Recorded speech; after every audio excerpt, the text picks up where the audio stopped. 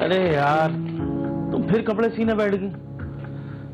कितनी बार मना किया है मत सिया करो, कमर में दर्द रहता है तुम्हारी। अरे ये तो मैं रिदा के कपड़े सी रही थी। वैसे आपा जी इतनी जल्दी कैसे आ गए? तबीयत कुछ बिगड़ रही थी तो साहब ने कहा कि छुट्टी करो, फिर जाके आराम करो तो आ गया। अच्छा, तबीयत खराब हो रही थी तो ये नहीं कि आपके साहब आपको अस्पताल ले जाते, बस ये कह दिया घर जाके आराम करो।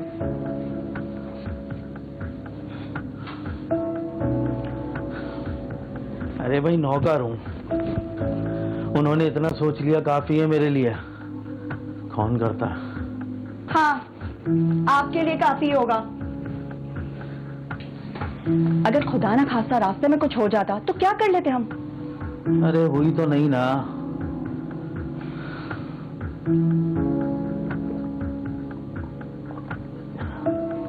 आराम कर लूंगा, ठीक हो जाऊंगा। अच्छा वो रिदा कॉलेज से आ गई? नहीं, वो आने वाली है। वैसे इस लड़की ने ना मेरे नाक में दम करके रखा हुआ है। कितनी बार उसे कहा है कि कॉलेज से सीधे घर आया कर, लेकिन नहीं, निकल जाती है दोस्तों के साथ कहीं ना कहीं। अरे यार बच्ची है, दोस्तों के साथ छुट्टी के बाद टाइम बिता लेती है तो क्या फर्क पड़ता है। बस आप यही कहते रहना। एक बार भी आपने उसे ये कहा है कि काम कर, अपनी माँ के साथ उसके कामों में मदद कर, लेकिन नहीं, आप तो बोलेंगे नहीं उसे। सर चढ़ा के रखा है आपने। तुम तो हर वक्त मेरी बच्ची के पीछे ही पड़ी रहती हो। अच्छा अच्छा ठीक है, ज्यादा बातें ना करें, आप आराम करें। मैं खाना बना लेती हूँ। रिदा घर आएगी ना तो सारा घर सर पे उठा लेगी कि भूख लगी है। आराम करें आप।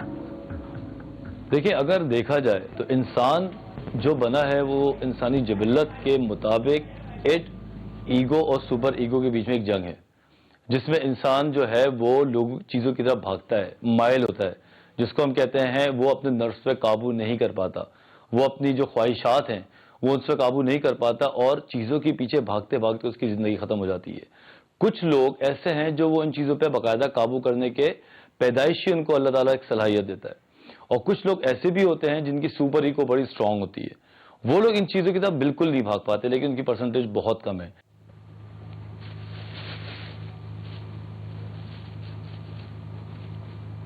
अम्मी, तुझे कितनी बार कहा है कॉलेज से सीधा घर आया कर, तेरी बात समझ में आती है कि नहीं? अच्छा सुन, तेरे बाबा जल्दी घर आ गए, उनकी तबीयत कुछ ठीक नहीं है। अच्छा वो बाबा आ गए, मुझे उनसे कुछ काम था। बाबा, अरे जगह क्यों रही है, उनको सोने दे। अरे आ गया मेरा बेटा। बोल भी रही थी मैं तुझे, लेकिन तेरी समझ में कोई बात नहीं। रहने दो, खाना खाया मेरी बेटी ने? कहाँ बाबा, अम्मी का लेक्चर खत्म हो तो कुछ खाऊं ना। हाँ, बाप बेटी एक साथ हो जाए तो माँ तो दुश्मन हो जाती है ना? भाई अभी तो आई है, उसको सांस तो लेने दो जरा। छोड़े बाबा, अम्मी का तो रोज रोज का हो गया है। जब तक ये मुझे रोका टोकी ना करे ना तो ऐसा पॉसिबल ही नहीं है। कोई बात नहीं बेटा, तुम जाके फ्रेश हो जाओ, फिर साथ में खाना खाते हैं। बाबा मुझे आपसे एक काम था। हाँ बेटा बोलो। बाबा हम लोग सब फ्रेंड्स पिकनिक पे जा रही हैं कॉलेज की, मुझे 5000 रुपीज चाहिए। क्या 5000? दिमाग तो खराब नहीं हो गया? कोई जरूरत नहीं है, वही मैं आपको बता रही हूँ। मैं बाबा से बात कर रही हूँ, प्लीज अम्मी।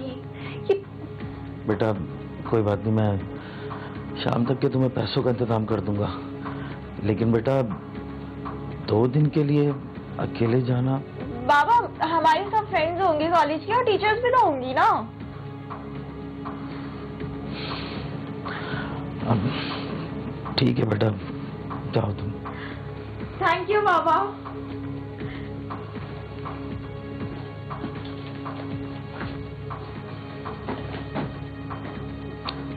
अरे बेटी है, जाने दो।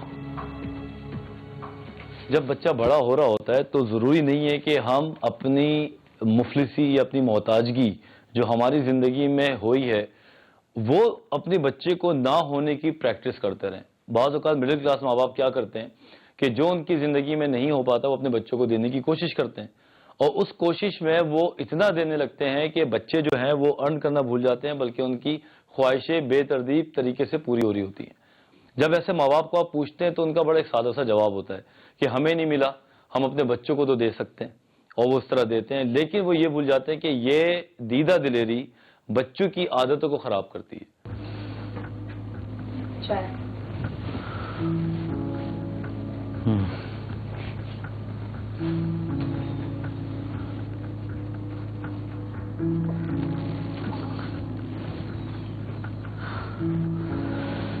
क्या बात है भाई, आज हमारी बेगम का मुंह की फूला हुआ है।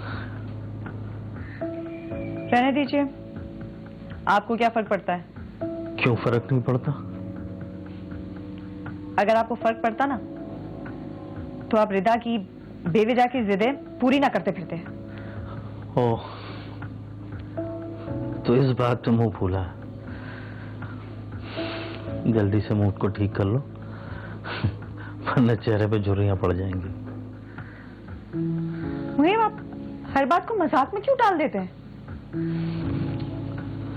बच्ची है, जाने दो उसे। हद करते हैं आप। यहाँ अपने खर्चे पूरे नहीं हो रहे, आपने उसे 5,000 रुपए दे दिए। अरे बेटी है मेरी, उसी के लिए कमा रहा हूं मैं।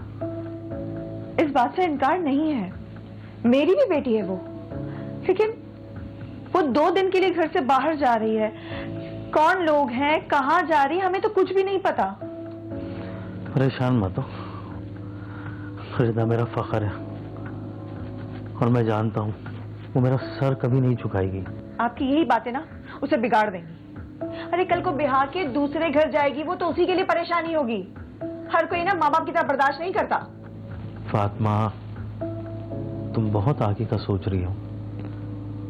छोड़ो इन बातों को, सुबह काम पे जाना है, मैं सो रहा हूं।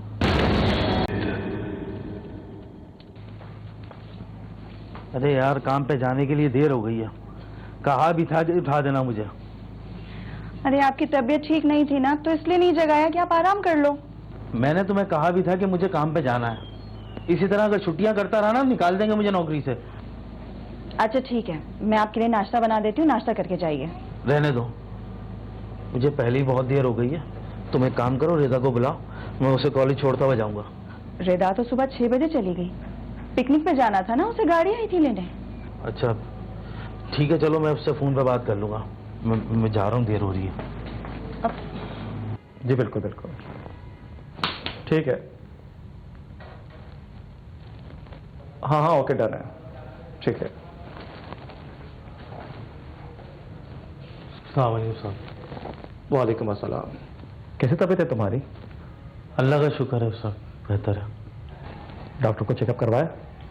नहीं साहब, वो तनख्वाह आएगी तो दिखाऊंगा डॉक्टर को।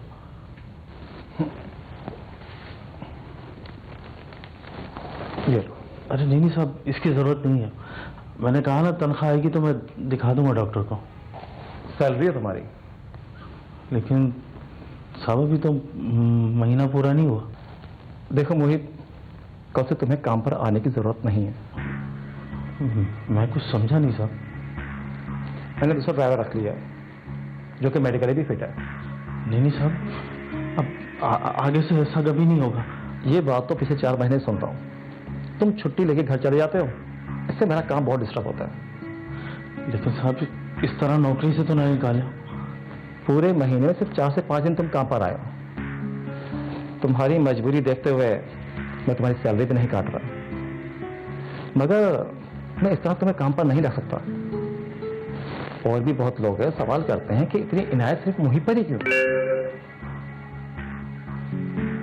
देखो मुझे मेरी जरूरी मीटिंग है, अब तुम जा सकते हो। और हाँ, ये तुम्हारी सैलरी। साहब जब काम ही नहीं किया तो सैलरी किस बात की?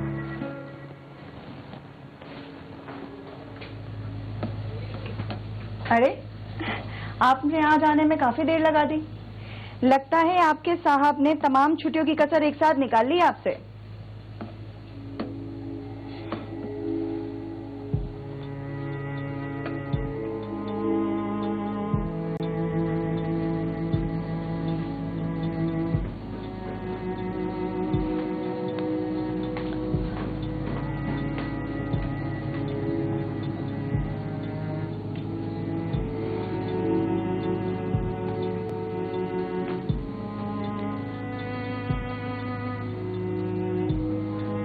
मुहीब, पानी पानी।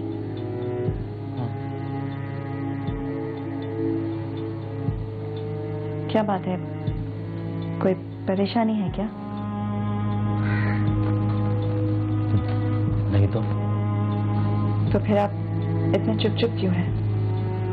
अब रिदा आ गई कॉलेज से? रिदा कल आएगी, पिकनिक पे गई है, बताया था ना आपको। हाँ, भूल गया था।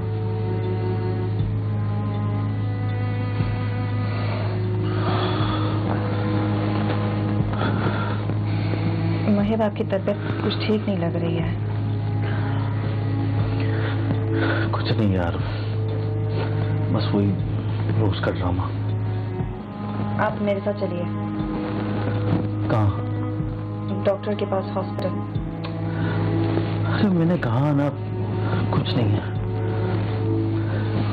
आराम करूंगा तो सही हो जाऊंगा। मुहीब, मैं आपकी आज एक भी नहीं सुनने वाली। चले मेरे साथ, उठिए। मुहीब चलिए, चलिए। देखा जाए अगर एक इंसानी दिमाग जो शफल्ड हो, जो उलझा हुआ हो, तो उसकी नजरिए में ना कोई चीज इंपॉर्टेंट है, ना कोई चीज अर्जेंट है, ना कोई चीज नॉन अर्जेंट है, और ना ही कोई चीज ऐसी है जो कि इंतहाई फजूल है। हम सब चीजों को अपने दिमाग के मुताबिक ढाल देते हैं। बाज़ औक़ात ऐसा होता है कि कोई अर्जेंट चीज है जो कि इतनी इंपॉर्टेंट नहीं होती, और कोई चीज बहुत इंपॉर्टेंट है लेकिन वो अर्जेंट नहीं होती। जैसे कि मैंने 3 महीने के बाद कोई ये काम करना है, लेकिन वो आज नहीं करना, वो मैंने 3 महीने के बाद करना है। लोगों को अर्जेंट, इंपॉर्टेंट और नॉन इंपॉर्टेंट का फर्क नहीं महसूस होता, और वो सब चीजों को एक ही तरीके से कर रहे होते हैं। हमें चाहिए कि एक बड़ी अच्छी बुक है जिसका नाम है 7 habit of highly effective people. उसकी हैबिट नंबर 3 को अगर देखा जाए तो उसका नाम ही यही है कि फर्स्ट थिंग कम फर्स्ट। देखिए, मुझे एक बात समझ में नहीं आ रही कि आप लोगों ने इतना टाइम वेस्ट क्यों किया। किस बात का डॉक्टर साहब? मैं कुछ समझी नहीं। देखिए, इनके दिल में सुराख है, और इस बात को आप लोग इतना लाइट ले रहे हैं। मैं बार बार कहती रही इनसे कि अस्पताल चले, लेकिन मेरी एक बात नहीं सुनते ही है। देख रहे ना बाप। अच्छा देखिए, एक तो आप लोगों ने वक्त बहुत बर्बाद कर दिया इस बीमारी को डायग्नोज करने में, और जल्द से जल्द अगर इनकी सर्जरी ना की गई तो इनकी सर्वाइवल चांसेस बहुत कम है। इसीलिए आपसे कहती रही कि मेरी बात माने, बात सुने मेरी, लेकिन मेरी तो कोई वैल्यू ही नहीं है ना। नहीं सुनेंगे आप मेरी कोई बात। अरे तुम परेशान मत हो, कुछ नहीं हुआ है सर। अब भी कह रहे कि ऐसी कोई बात नहीं है। किस बात का इंतजार कर रहे हैं आप? देखिए, आप लोग परेशान ना हो। हमारे एक सीनियर डॉक्टर हैं, डॉक्टर फर्रुख, जो हार्ट स्पेशलिस्ट है, वो पाकिस्तान आए हुए हैं। मैं आप लोग की अपॉइंटमेंट जो है वो उससे फिक्स करवा देता हूँ ताकि जल्द से जल्द सर्जरी हो सके इनकी। डॉक्टर साहब, वो पैसे, मतलब खर्चा कितना आ जाएगा? तकरीबन 4 से 5 लाख। क्या? 4 से 5 लाख? डॉक्टर, इसमें कोई कमी बेशी नहीं हो सकती? देखिए, ये मिनिमम है, हो सकता है कि इससे ज्यादा भी हो जाए।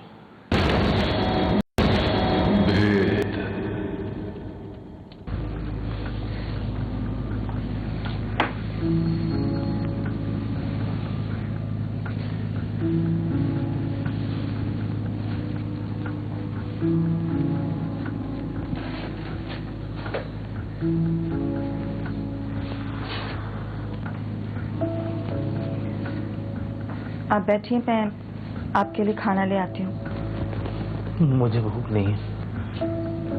थोड़ा सा खा लीजिए, आपको दवाइयाँ भी तो खानी है ना। कोई फायदा नहीं है दवाई, सिवाय खर्चे के। आपने फिर से ये बातें करना शुरू कर दी। तो और क्या करूं? घर का खर्चा चलाने के लिए पैसे नहीं है, ऊपर से ये इतना बड़ा ऑपरेशन। मेरी नौकरी भी नहीं है अब तो। जानती हूँ मैं। तुम कैसे जानती हो? मैंने तो नहीं बताया तुम्हें। आप अपनी बीमारी में भी अपने काम पे जाते थे। देर से उठाने पे भी आपने मुझे कभी नहीं डांटा। 1 हफ्ते से आप घर पर ही हैं, मैं समझ गई थी, बल्कि अंदाजा तो मुझे उसी रात हो गया था जब आप घर देर से आए थे। उस दिन नौकरी की तलाश में दर बदर भटकता रहा, किसी ने नौकरी नहीं दी मुझे। अरे कोई चौकीदार रखने को भी तैयार नहीं था। अब ऐसी बातें तो मत करें, अल्लाह बहुत बड़ा है, वो कोई ना कोई रास्ता निकाल देगा मुझे। घर की पूरी जिम्मेदारी मुझ पे है और मैं ही बिस्तर पकड़ के बैठ गया। ऐसी बातें मत कीजिए, देख लीजिएगा आप बिल्कुल पहले की तरह ठीक हो जाएंगे और फिर से काम पे जाने लगेंगे। बस ये एक बार ये ऑपरेशन हो जाए। अरे ऑपरेशन कहाँ से होगा? ऑपरेशन पैसे कहाँ से आएंगे?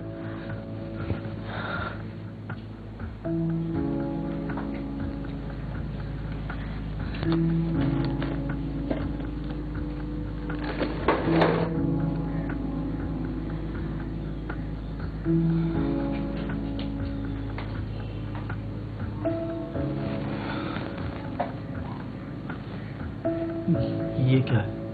लीजिए।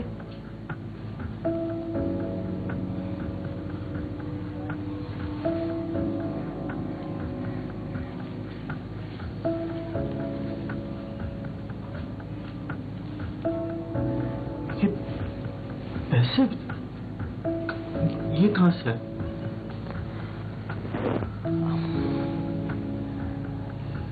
ये पैसे मैंने सिलाई कर करके जमा किए हैं और कुछ पैसे मैंने घर खर्च से बचाए थे।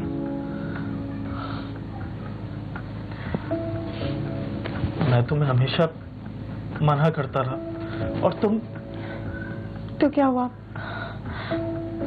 घर बैठे तो पैसे जोड़ लिए तो हमारे ही काम आएंगे ना।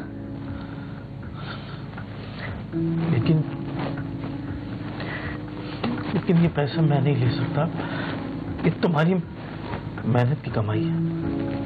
अब आप तेरा मेरा करने लग गए कि हमारे पैसे हैं।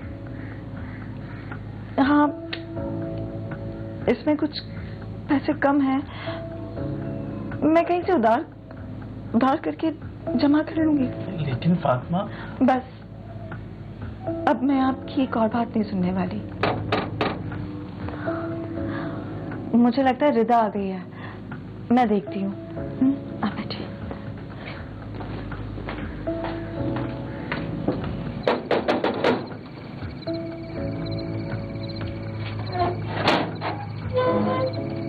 अरे बिल्किस आपा, आप आइए ना। अरे मैं शाम में भी आई थी, तू घर पे ही नहीं थी। हाँ, मैं एक जरूरी काम से बाहर गई थी। खैरियत तो है? वो मैं ऐसे ही पूछ रही थी, तू कहीं जाती आती नहीं है ना? ये मेरी नन के कपड़े हैं, नाप भी इसी में है, और ये मेरी सिलाई के पैसे आ गए। मेरा हिसाब अब क्लियर, इसके पैसे मैं जब दूंगी जब तू सिलाई कर देगी। 1 हफ्ते में कर देना, मेरी नन के ससुराल में शादी है। ठीक है बिल्किस आपा, मैं कर दूंगी। अच्छा मैं चलती हूँ, मुझे घर में काफी काम है। बिल्किस आपा, मुझे आपसे कुछ काम था। हाँ बोलना। मुझे कुछ पैसों की जरूरत थी। मगर तू तो एडवांस पहले नहीं लेती। नहीं आपा, एडवांस नहीं मांग रही, कपड़ों के पैसे नहीं चाहिए, मुझे कुछ और जरूरत थी। अच्छा मैं कल दे जाऊंगी, ये 4 जोड़ हैं। नहीं आपा, कपड़ों के पैसे नहीं, बल्कि मुझे कुछ उधार चाहिए। 50,000। 50,000? क्या रिदा की शादी वादी कर रही है? नहीं आपा, ऐसी बात नहीं है, मुझे कुछ जरूरी काम था इसलिए चाहिए, लेकिन मैं आपका उधार जल्दी चुका दूंगी। अच्छा मैं पक्का नहीं बता रही, मैं कल तक तुझे जवाब दूंगी, हाँ या ना, ठीक है?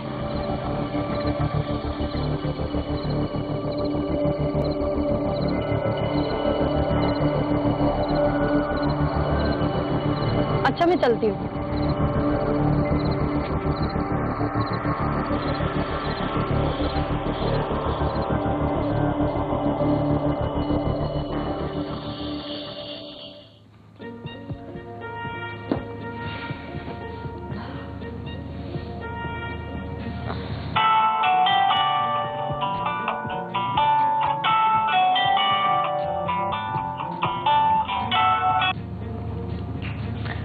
हेलो। 5 मिनट सब्र नहीं होता, अभी तो आप घर छोड़ के गए मुझे। अच्छा थोड़ी देर रुके, मैं खाना खा के आपसे बात करता हूँ। कौन था वो लड़का? I'll call you back. कौन लड़का? अंधी नहीं हूं मैं, देखा मैंने, किसी के साथ तू बाइक पे आई है। अरे वो तो मेरा कॉलेज फ्रेंड है। अच्छा, कॉलेज का फ्रेंड? तेरे कॉलेज में लड़के कब से पढ़ने लग गए रिदा? अम्मी मैं बहुत थक गई हूँ, मुझे सोना है। जो तुझसे पूछ रही हूँ ना, उसका जवाब दे मुझे, समझी? कौन था वो और कब से चल रहा है ये सब कुछ? जिस बात का आपको पता ना हो ना, तो प्लीज उस बारे में बात ना ही करें तो अच्छा। ज्यादा जबान मत चला मेरे साथ तू, समझी? यही दिन देखने के लिए अब तक जिंदा हूं क्या मैं? अम्मी प्लीज ये ड्रामे बंद कीजिए। और वैसे भी मैंने ऐसा कुछ गलत नहीं किया, कॉलेज फ्रेंड था मेरा, अगर उसने मुझे घर ड्रॉप कर दिया तो मैंने उसमें ऐसा कौन सा गलत किया है? आज सिर्फ बिल्किस आपा ने देखा है, कल को पूरा मोहल्ला देखेगा ये सब कुछ। तो ठीक है ना, मुझे कोई फर्क नहीं पड़ता है। और वैसे भी मैं उससे शादी करना चाहती हूँ, और अगर आप नहीं मानी ना तो मैं भाग के शादी कर लूंगी उससे। रिदा, फातिमा क्या हो गया? जवान बेटी पे हाथ नहीं उठाते। पूछिए इसे क्या करती फिर रही है ये सब कुछ आपकी खुली छूट का नतीजा है मुहिब, सिर्फ आपकी।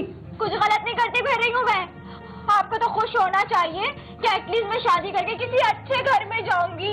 कम से कम ये 1-1 रुपए के लिए मुझे सकना तो नहीं पड़ेगा ना। अरे तुझे पता है कि तेरे बाबा के दिल बेटा, तेरे बाबा के दिल को ठेस पहुंची है ना, तो मुझे बता देती बेटा, तो क्या जाता? बाबा मैं तो आपको बताने ही आई थी, मगर ये अम्मी है ना। चल कोई बात नहीं बेटा, कोई बात नहीं। अब उस लड़के से कहना कि अपने घर वालों के साथ आ जाए और मुझसे मिल ले। थैंक यू बाबा। ये करे मेरा बेटा। एक 5 साल की बच्ची, हो सकता है वो आपसे गुड़िया मांगने की जिद करे, हो सकता है आपसे खिलौना मांगे।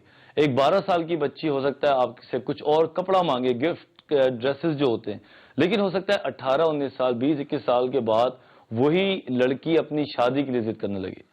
क्योंकि आप उसकी जिदें बचपन से पूरी करते रहते हैं, तो उसकी एक साइकी ये डेवलप हो जाती है कि मैं तो मांग रही हूं, ये तो मेरी जिद है, और जिदें तो मेरी बचपन से पूरी होती रही हैं।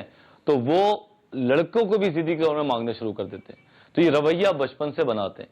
अगर आप बचपन से ही बच्चे को यस और नो करने की प्रैक्टिस मुतवाजन तरीके से कराएं, तो शायद आप बड़े होकर भी बच्चों को नो कह सकें। मेरी तो इस घर में कोई सुनता ही नहीं है, बकवास करती रहती हूँ मैं घर में बैठे बैठे।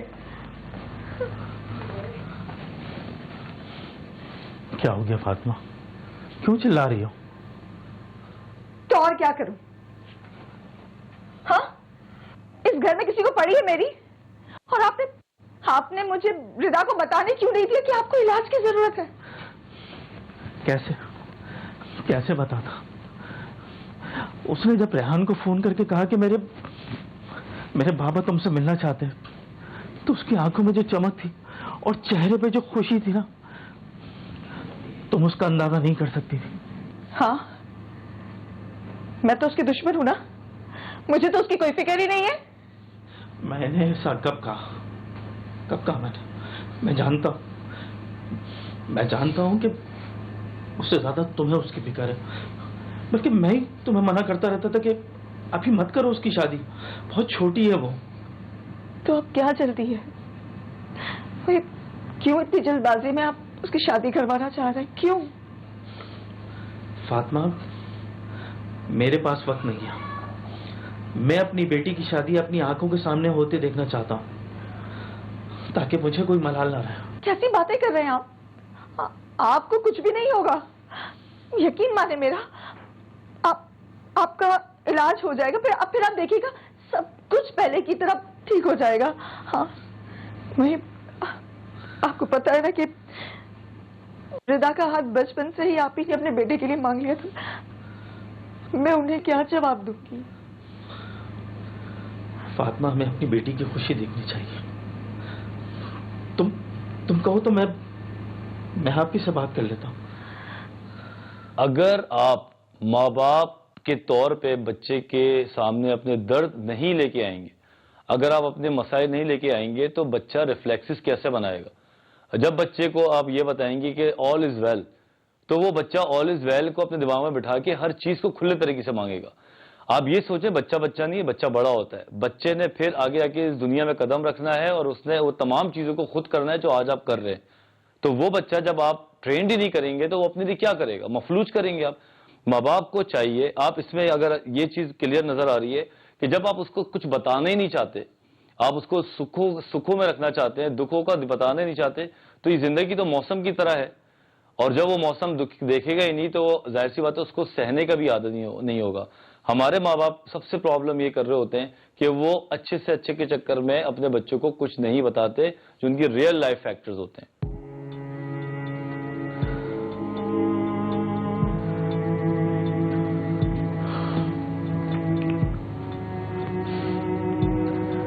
चलो, आज तो सब अच्छे से हो गया, कल निकाह भी हो जाए।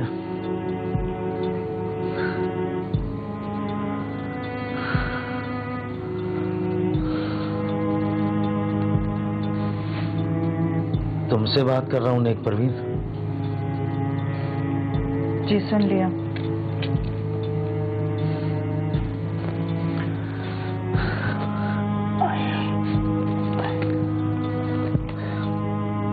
तुम खुश नहीं हो ना? क्या आप खुश हैं? अरे ये कैसा सवाल है? वैसा ही सवाल है जैसा आपने मुझसे पूछा। मैं जानता हूं तुम इस शादी से खुश नहीं हो। फिर तो आप मुझे समझ ही नहीं पाए। मुझे रिदा और रेहान के रिश्ते से कोई तकलीफ नहीं है। मुझे तो तकलीफ सिर्फ इस बात की है कि जो पैसे आपके इलाज के लिए जमा कर रखे थे वो सब रिदा की शादी में लग गए। देखो फातिमा, रिदा की शादी जब भी करते हैं पैसे तो खर्च होने ही थे ना। तो इतनी जल्दबाजी क्यों? अगर रिदा की शादी मेरे भांजे से होती तो आप ही जहेज भी नहीं लेती। अरे उनसे हमारे हालात कोई ढके छुपे तो है नहीं। और देखा था ना आपने, पूरी शादी में वो मुझसे नाराज थी, सही तरीके से मुझसे बात तक नहीं की उन्होंने। लेकिन फातिमा, वो हमारी बेटी को दुआएं भी तो दे के गई है ना। माएं और कर भी क्या सकती हैं? चलो, रात बहुत हो गई है, जाके सो जाओ। सारा दिन काम में लगी रही हो, थक गई होगी, वरना सुबह आंख नहीं खुलेगी। मुझे कुछ अजीब घुटन सी हो रही है, मैं बरामदे में जरा टहल के आता हूँ। बाबा, बाबा मैं आपको पूरे घर में ढूंढ रही हूँ और आप ही के यहाँ पड़े सो रहे। बाबा चलिए उठिए। बाबा, बाबा, बाबा, बाबा, बाबा उठिए। बाबा क्या हुआ आपको? उठिए बाबा, बाबा उठिए। अम्मी, अम्मी यहाँ है। बाबा, अम्मी यहाँ है, देखिए बाबा को क्या हुआ है। क्या रिदा, क्या हुआ है? हट। मुहिब, मुहिब क्या हुआ आपको? मुहिब उठिए ना। मुहिब क्या हुआ? मुहिब, मुहिब उठिए। मुहिब, हाँ? मुहिब,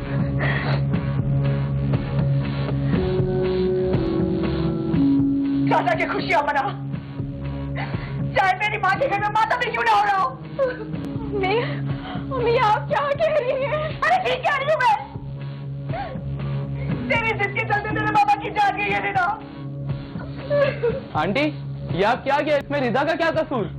नहीं, इसमें रिदा का कोई कसूर नहीं है, मेरा कसूर है जो इसकी बेवजह से इनके बाबा पूरी करते रहे। मैंने इनको कभी नहीं टोका और आज इसी जिद की वजह से इनकी जान गई है।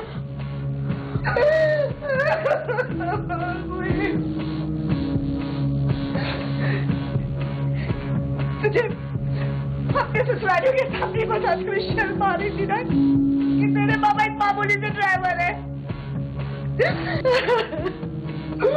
अरे ये तक ना बता सके कि उसकी जॉब छूट गई है। जाती है क्यों? क्योंकि तेरे पापा के दिल में सुराख है ना, और वो अपना इलाज भी ना करवा सके सिर्फ इसलिए कि तेरे ससुरालियों की जहद की मांग पूरी कर पाए।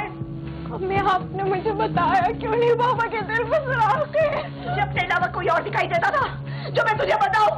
अरे तुझे तकलीफ ना हो इसलिए तेरे पापा ने तुझे कुछ नहीं बताया। दूर हट जा, चली जा यहाँ से, निकल जा, मैं कहती हूँ चली जा यहाँ से, चली जा, जा।